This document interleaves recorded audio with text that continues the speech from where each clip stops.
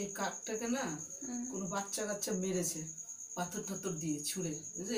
এই যে ইটা আছে না, এই পালকটার এই জায়গাটা ভেঙে দিয়েছে। এই যে গর্ত দেখা যাচ্ছে, এই যে ভেঙে দিয়েছে। ঠাকুর জানে সুস্থ হবে কিনা। এটাই তো কথা। হয়েছে।